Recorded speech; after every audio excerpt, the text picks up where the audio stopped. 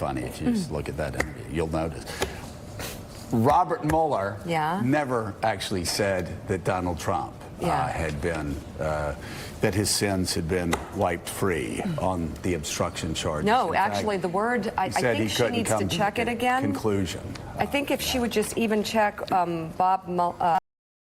William Barr's summary, the one part he said is that on obstruction he was not exonerated. Not exonerated. Ivanka also defended her previous statement that President Trump had nothing to do with her or her husband, Jared Kushner's ability to retain security clearances, despite numerous reports that claim otherwise.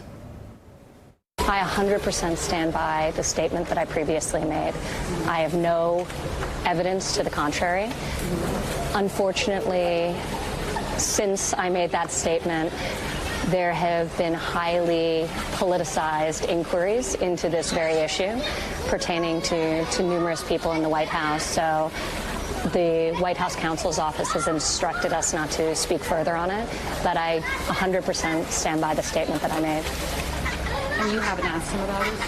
No. Intentionally. Why is that? Because I appreciated the fact that it was going through an ordinary process, and I didn't want to disrupt that. No, I meant since these news reports have come out saying that he was involved, you guys have not spoken about it. No. Again, Willie, it didn't go through an ordinary process. In fact, you have people that have been responsible for security clearances in the White House for years say time and time again that certain people were not qualified and would be a risk if they were given security clearances because they would be threats for blackmail or there were other problems involved. And Donald Trump said the hell with that and went ahead and gave the security clearances anyway. To his daughter and son-in-law. Ivanka Trump's talking about highly politicized investigations. This came from inside the personnel department. Tricia Newbold was the whistleblower who talked to the House Oversight Committee and said there were 25 people whose applications for security clearance were rejected, but then those decisions were overturned by the White House. So it's not politicized, it's from a whistleblower I think inside. people, I mean, isn't it a legitimate question when the president wants to hire in a top position his daughter and son-in-law, both of whom are completely not qualified for those positions, zero experience, zero?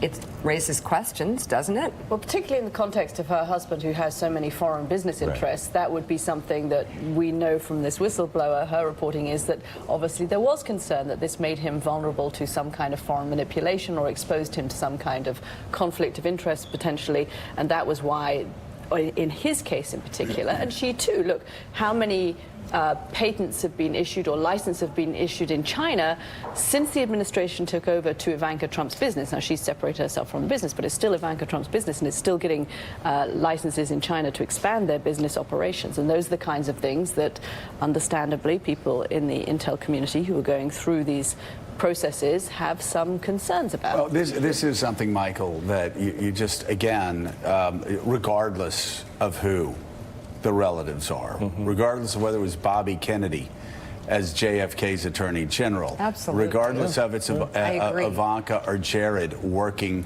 for her father and his father-in-law, this is just something that shouldn't be done in the United States of America. Again, it's caused great frustration inside the White House, and the nepotism is just, it's bad for the workings of the United States of America, regardless of their character or lack thereof, regardless of their conflicts or lack thereof. Let's just start there, because Ivanka Trump also said yesterday that she turned down the World Bank job that her father offered to her. Right. I wish my father had been baseball commissioner and I could have been all-star shortstop. There you go. But what was the president's response to that? Well, didn't do it because people would say something about nepotism, and there's no nepotism. Well, when you hire a member of your family for who's not qualified and has conflicting for these interests, jobs, that's the case. It's a little weird. But here's the rub at the end of the day.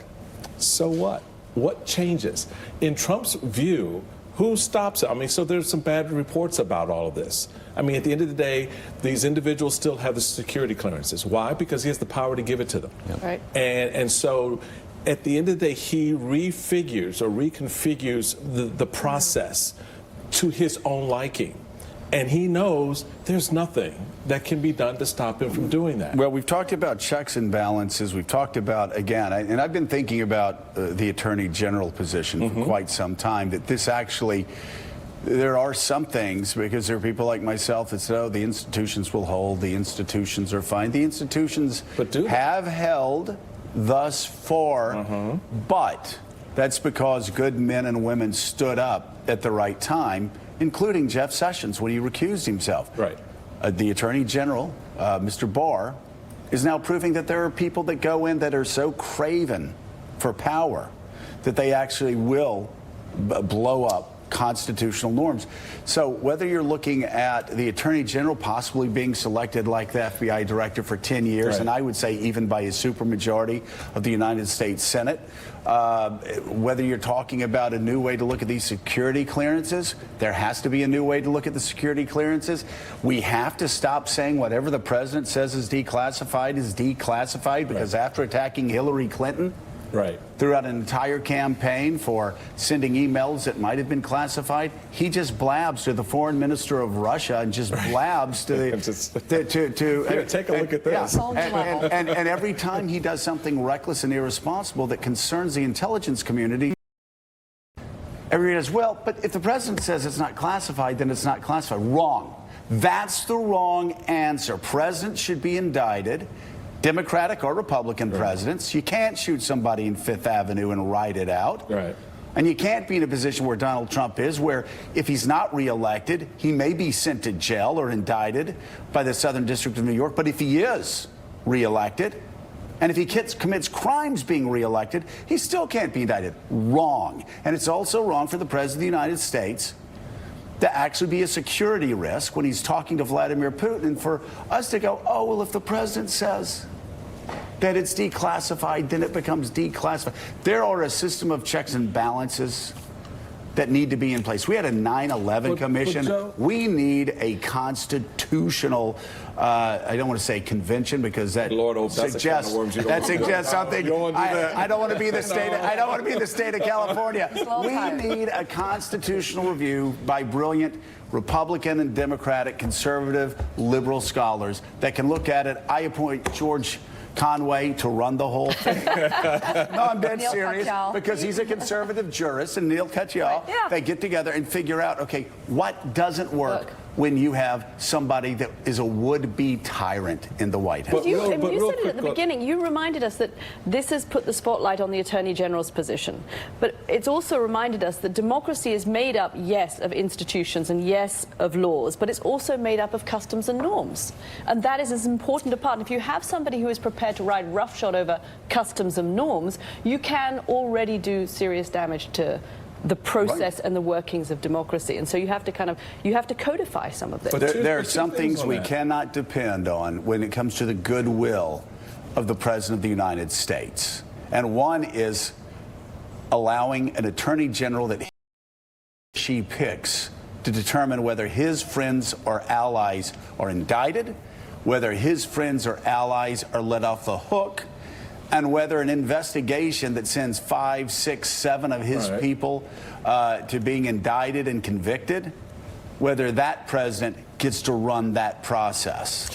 I totally agree with all of that, but two things on this. One is what you're talking about is a post-Trump process. Right. Because none of that's going to change between now and the election. And Right. certainly if he gets reelected, it won't. So we're talking about a post-Trump process there. Two, you made the point about the checks and balances. Who's there to check? I mean, we're talking about leadership in the administration that's all acting. Acting or not, And not so, filled. so a lot of the people who came in to be that appropriate check, remember the conversation 2 years ago? Republicans in town talking about, oh yeah, we're not worried about Trump because we've got we've got the checks and balances, we've got a way to process this. He's thrown all of that out, and with it, a lot of individuals who were a part of right that checks before and balances. everybody's eyes. You know, this Ro- thing is From chief of falling staff apart. on up or down. Yeah, you know, Mika, Rod Rosenstein was a check. Now he's Barr's lapdog. We'll see what happens today. Of course, this is all